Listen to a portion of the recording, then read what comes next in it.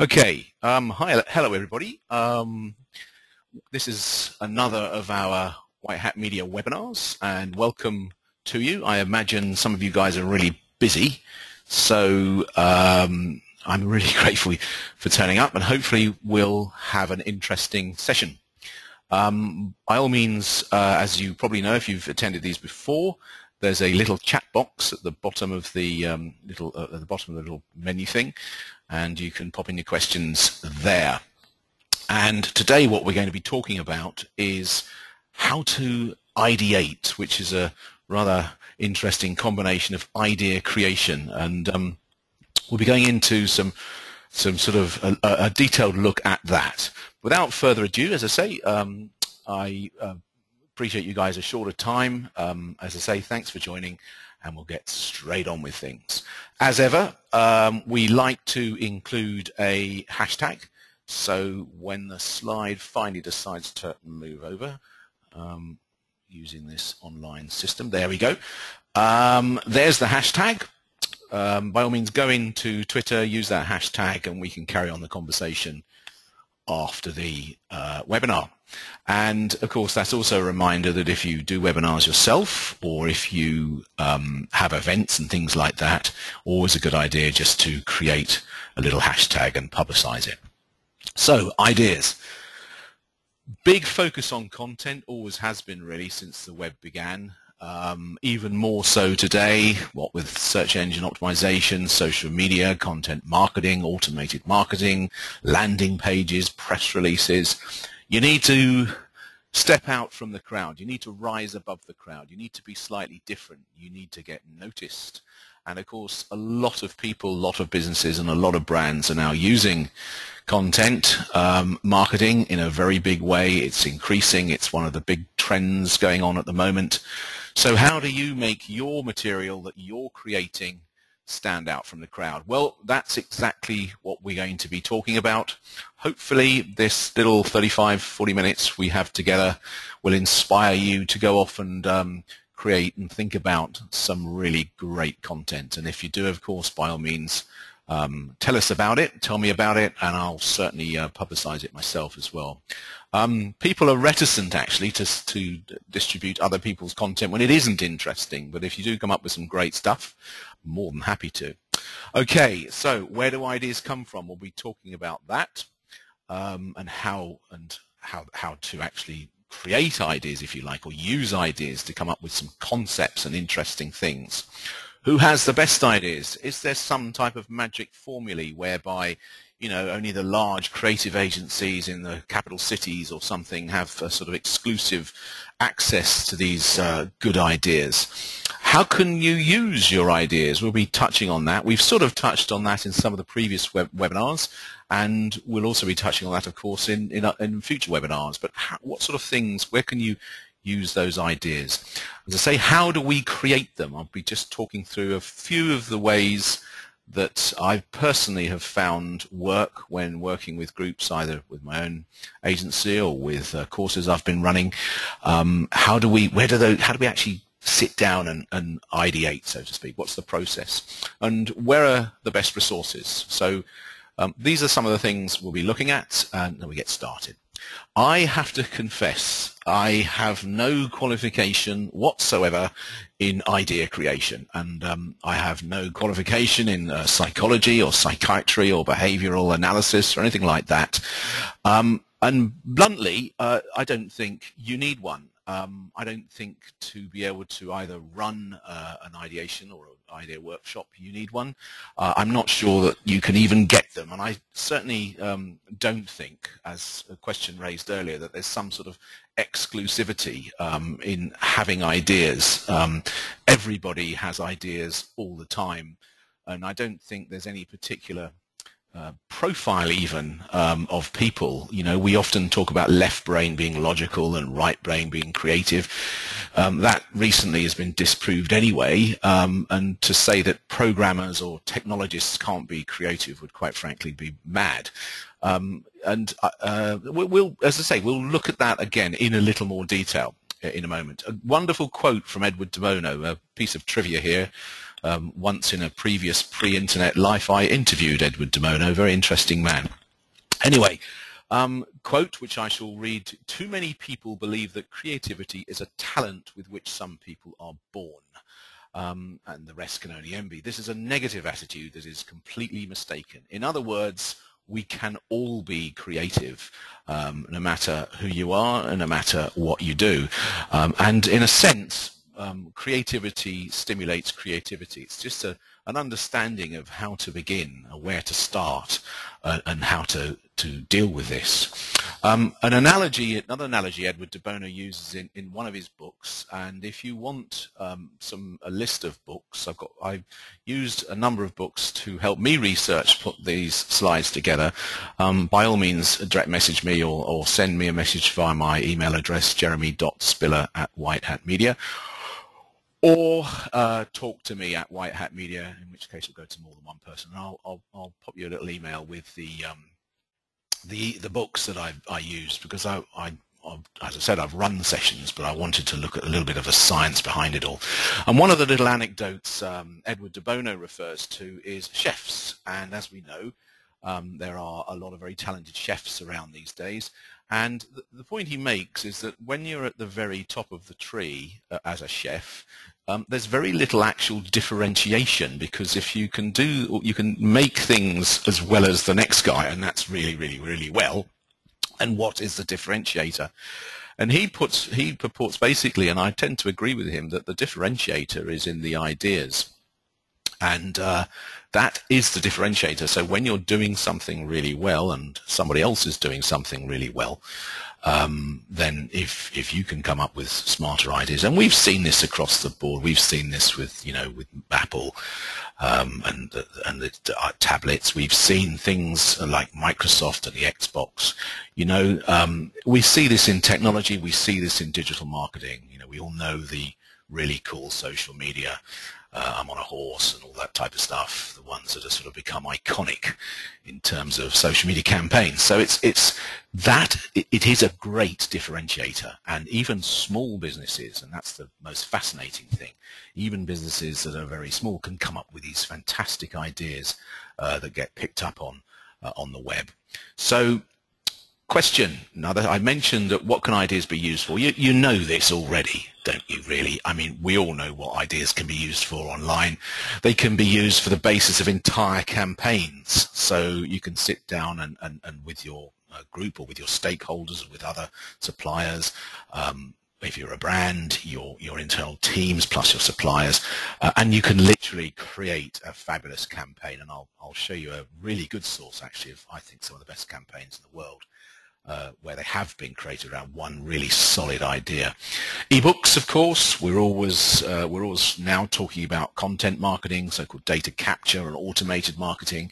And of course, an ebook, you need an idea to start with, and ideally, you want your idea, as I say, to be different. Blogs, of course, goes without saying. Social media posts, so we now really have to be posting, we have to be engaging in social media. We want people to engage with us or with what we're posting. And of course, having a good solid basis of some great ideas. And with that, things like content schedules. At this time, you should always be thinking about 12 months ahead. So what are you going to be saying for the next 12 months on your social media? And that's where we talk about content schedules in the social media. So videos, of course, that's a huge area, really important for brands, businesses, small and large, to have videos. The desire and demand for videos is as high as it's ever been, and it continues to increase. Images, of course, pictures and so on and so forth. Again, good ideas. Infographics, which are sort of similar, but obviously created in order to present data in a graphical format. They can now be interactive as well. There's a really good one in, I think, the Google website that's infographic, that talks about interactive infographic that basically gives you information about mobile phone usage around the world.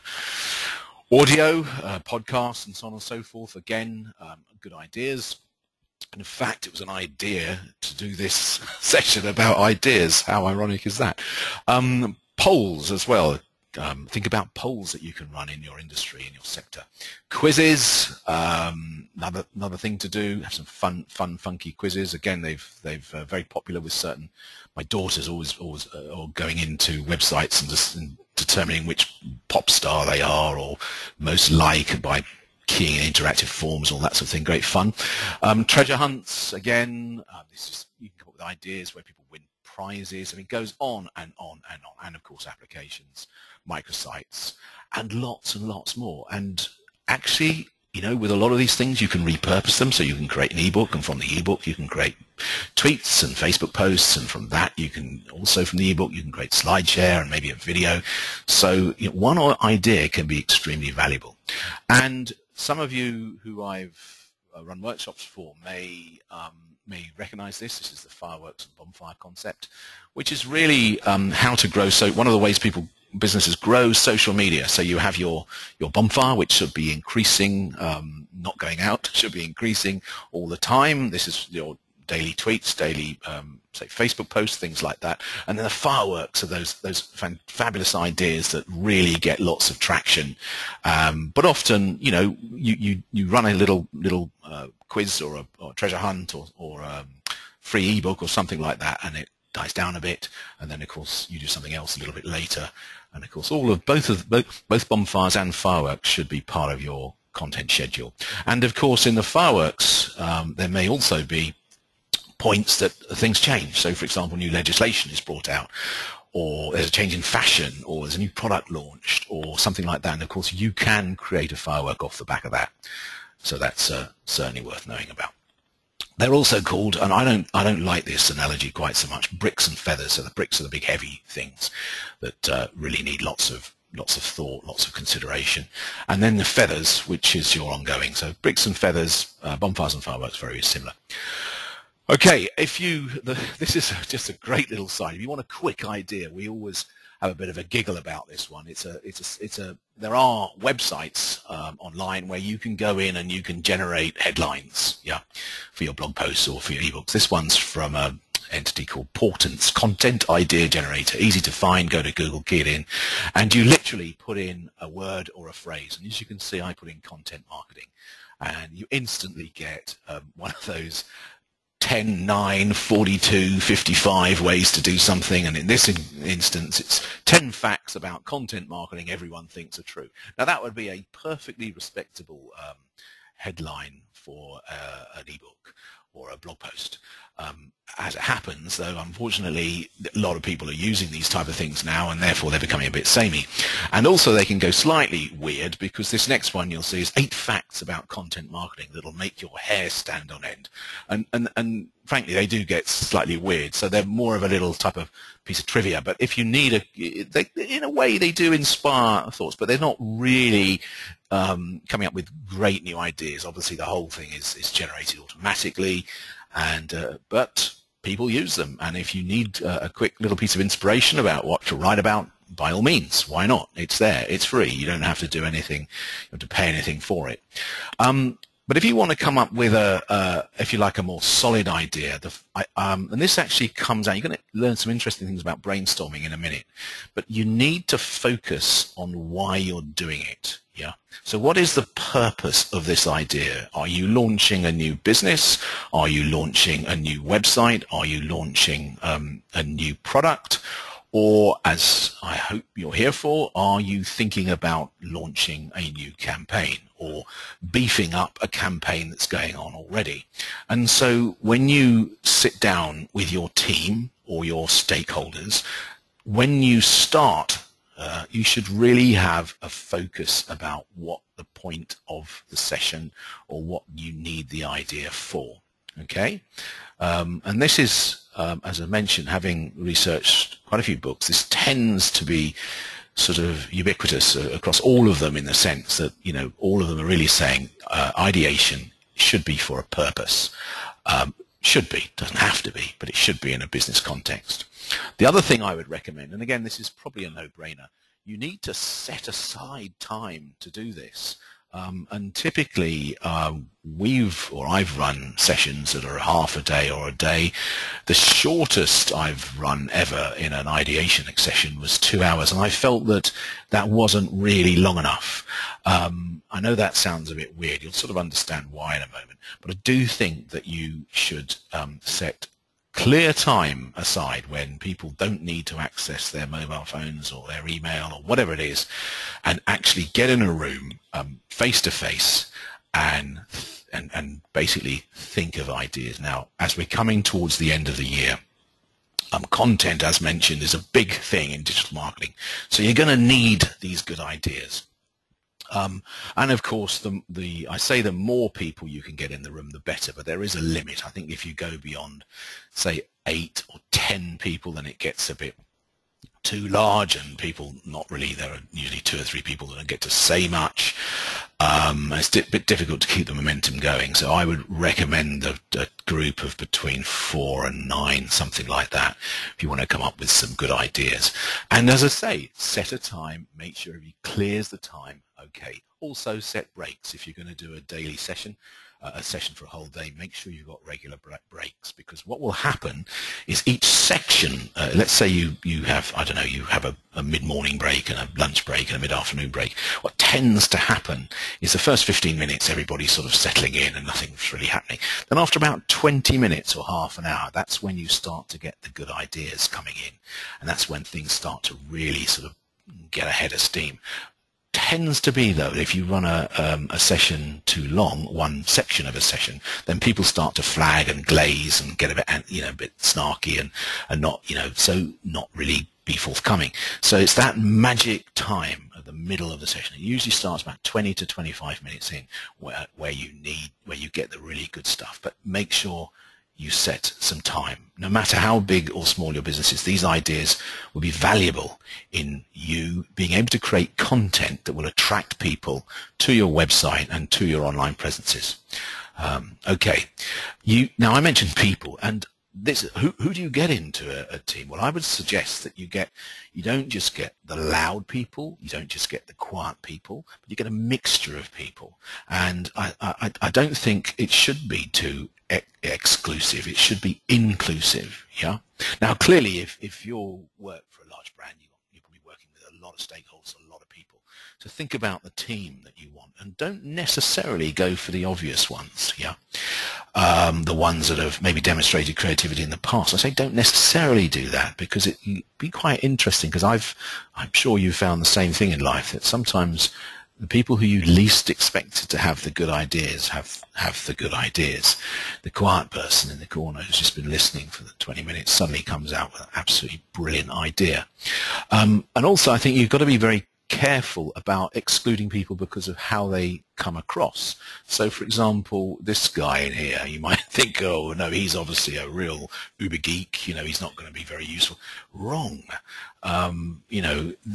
As I said, there's no exclusivity on ideas. Include a good mix of people. In terms of those people, obviously, you're going to have to get the best out of them, certainly if you're running an ideation session. But to exclude somebody because of assuming that they are a certain way would be a mistake. Rules of engagement. Why should you have rules of engagement? Well, I'll explain that in a minute in more detail, but you should at the beginning of the idea session, you should of course explain the objectives of the session, but there are some basic principles that are also worth explaining when you're working with a group of people who are coming up with ideas, and they're more guidelines, I would say, than rules. They're just things that are advisable to do. And again, having run idea sessions now for a few years myself, it's quite it's quite interesting when you go and do the research and you start reading about all this, exactly how you should. Things that are really quite obvious. You need some stuff. Okay, now you can, obviously you can just get pens and paper, but what I like to do is have some type of whiteboard mechanism or one of those walls where you can stick things on. And if you haven't got a wall you can stick things on, then it's a good idea to get this. You get things from stationery shops that basically you sort of put on a wall. They're not glue or anything like that. I think you use like a vacuum thing so that you can write on the wall, literally. But you need somewhere to display the thoughts to keep people going. Basically, at the very minimum, I would suggest felt pens and stick-its, post-it notes, so that you can capture these ideas. You may want some other. There's a wonderful book called Game Storming on Amazon, and you may want some other things for people to do. Some of them get quite extensive with bits of rope and tin cans and buckets and all sorts of things. But in essence, I think you can run a perfectly successful ideation session with, as I say, stick-its, felt pens, and somewhere to stick the stick-its.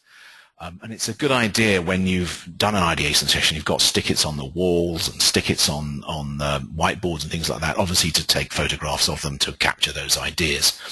But the other thing is, of course, is have someone there taking notes. Now, ideally, that's someone who's not too heavily involved in the actual session themselves, because it's difficult to be creative at the same time having to sort of jot things down.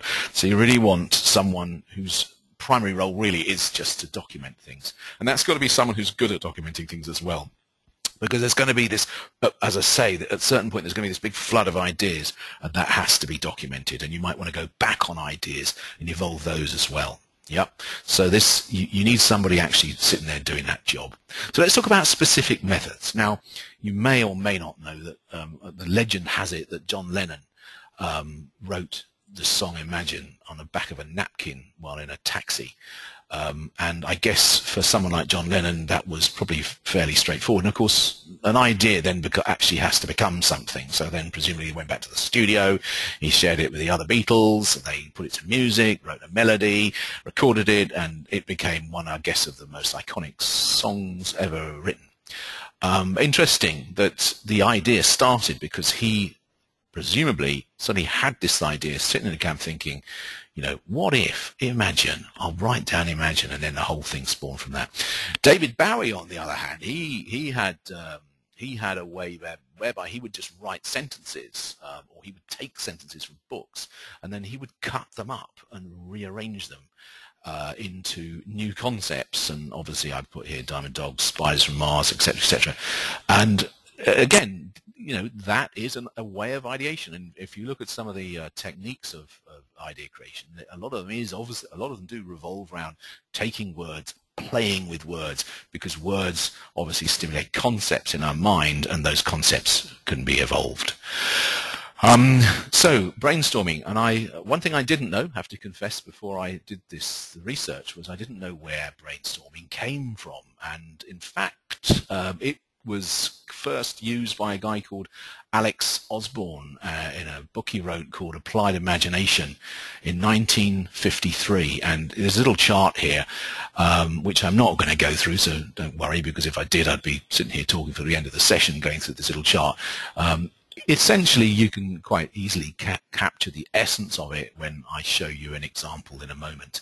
And basically, Alex Osborne came up with the whole concept of brainstorming. So I think presumably people used to brainstorm before that, but he sort of formalized it. And he's got 4 rules. Now, I mentioned rules earlier. These are the rules that Osborne laid out. And you know what? They apply today as much as they did in 1953, I am sure.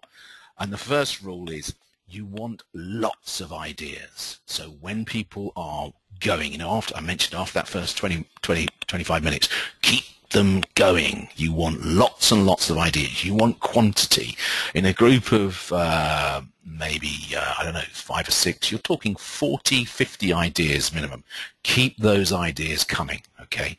And that was one of his concepts. And in line with that, no criticism. If somebody comes up with a really daft idea, nobody should say, oh no, we can't do that because that stifles creativity. And it may be, oh, company policy if you're in a financial industry, or if you're in the healthcare, oh no, we can't do that. This should not happen. Yeah, get to the ideas first. Don't stick things away. Well, that's going to cost a fortune.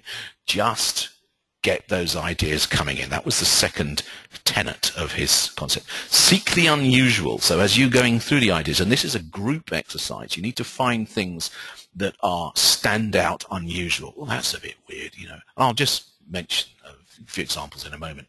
But this was this third basic rule or concept behind brainstorming.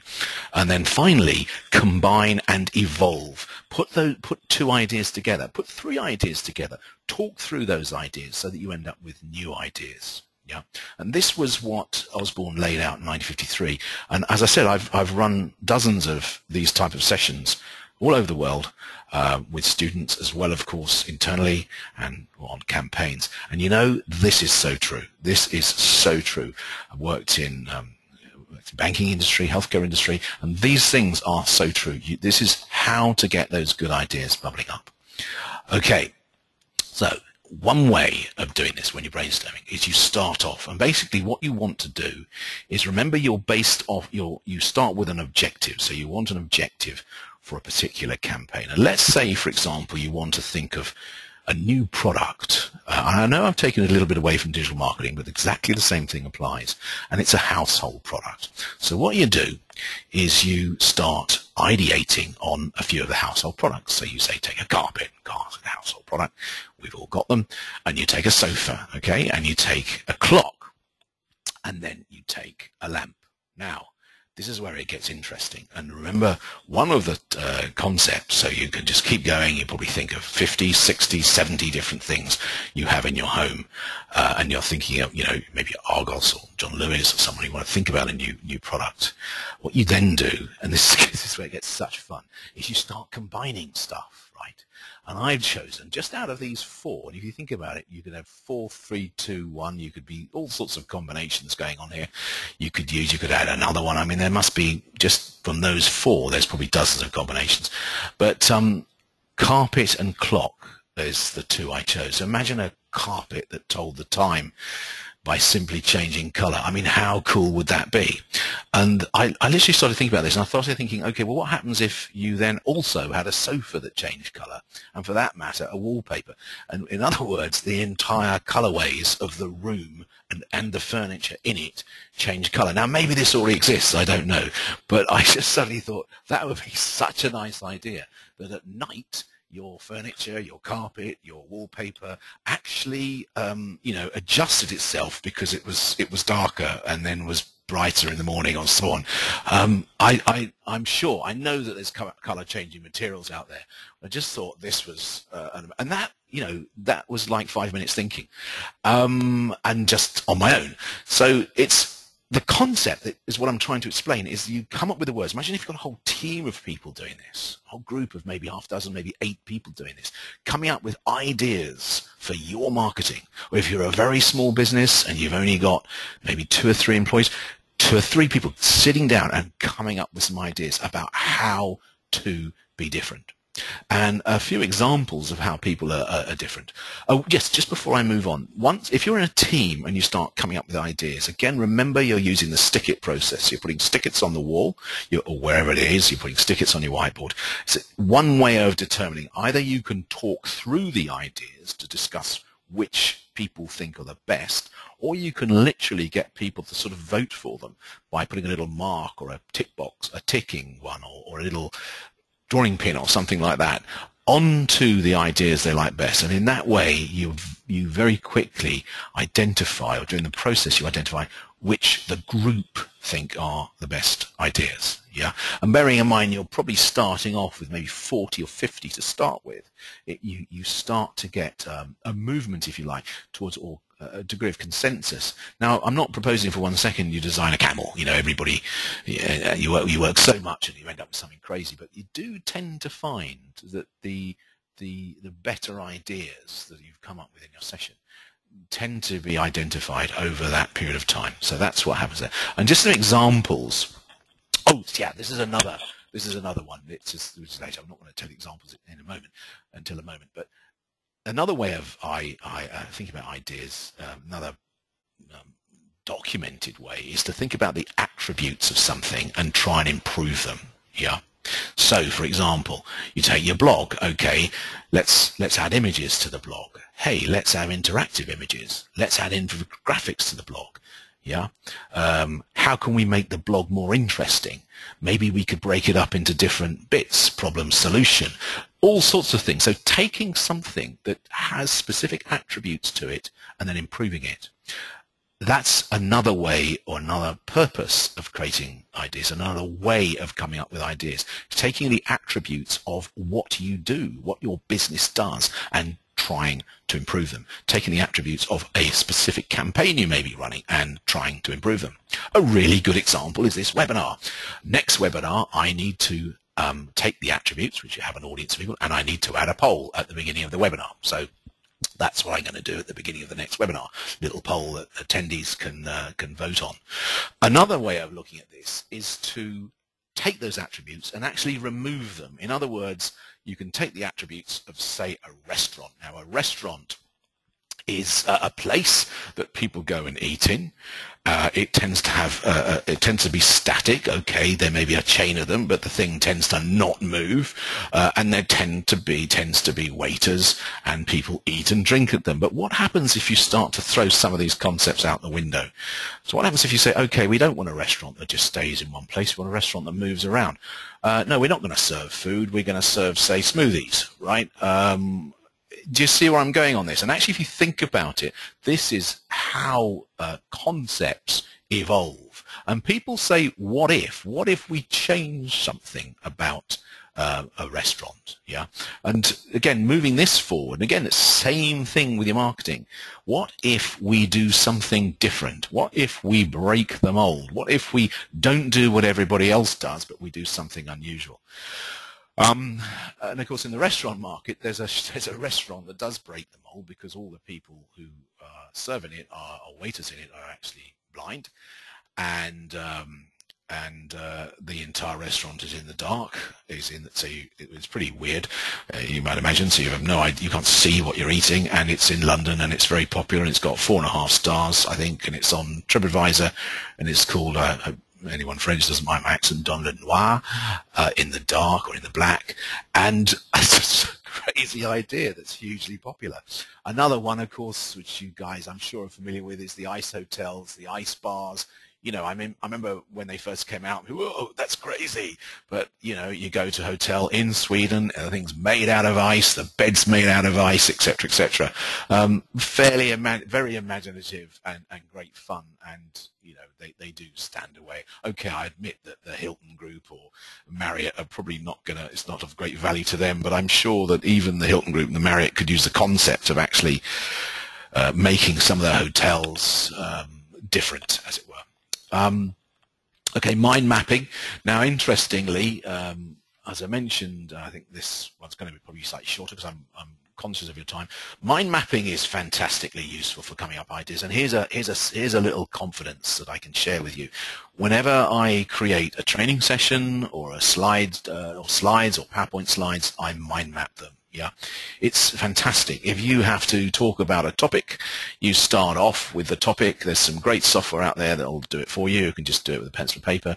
You can write something on one part of the mind map. I'm sure you guys are familiar with mind maps, and you start to evolve that, and you can end up with an entire map. Here's one I actually grabbed off the web about how to sell ice cream to Eskimos.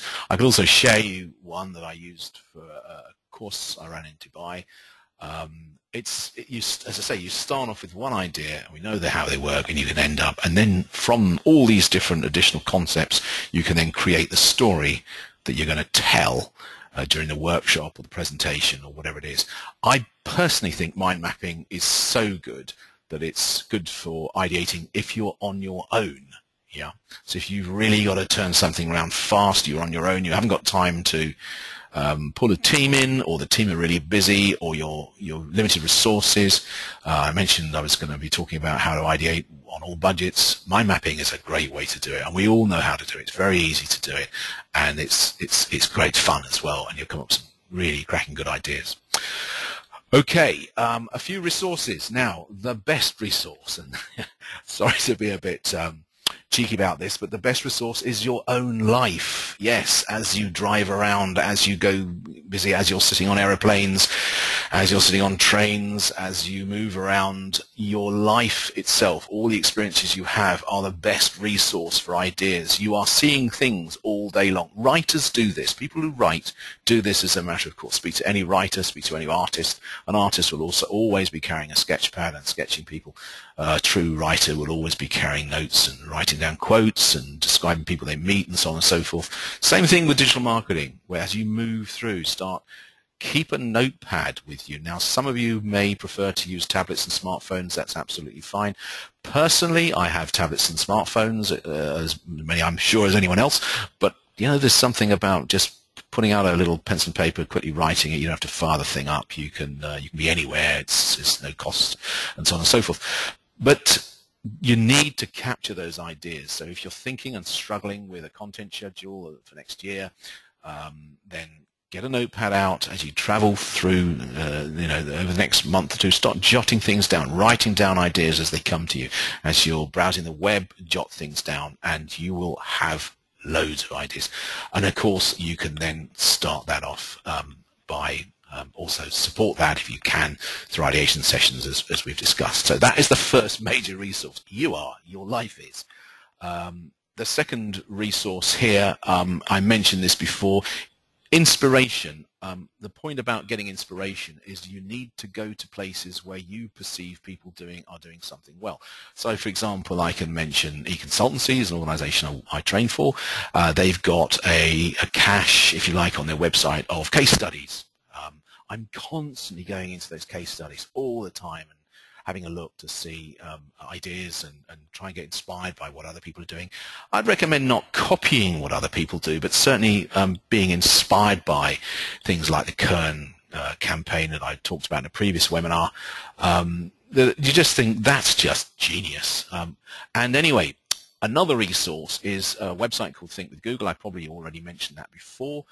We've also talked about the importance of video. And if you go to Think with Google, just key it into Google, you go to Think with Google, and at the top there's a search field inside Think with Google, and you key in YouTube ads. Yeah, that's all you have to do. Google owns YouTube ads.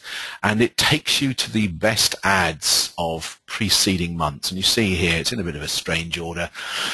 This is the way it was displayed. So you've got the best ads from November 2014, the best ads. Now, clearly, a lot of these ads are big budget ads, but they are inspirational. Now, these ads are the 5 best. Yeah, they take the 5 most watched YouTube ads that were launched that month. And in this case, you're often talking about viewing rates of the millions. Yeah, but the reason I suggest you look at them, obviously, if you're a large brand and you can afford these type of budgets, then go and be inspired here.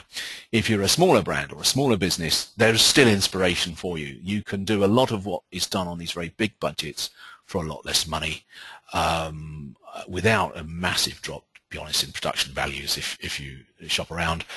It's just, again, a place to go to get inspired. So it's a couple of things there. A lot of marketing websites do carry case studies. People like Seth Godin, for example, on TED, he talks. He's got loads of case studies in his talks. Certain marketeers actually mention case studies all the time.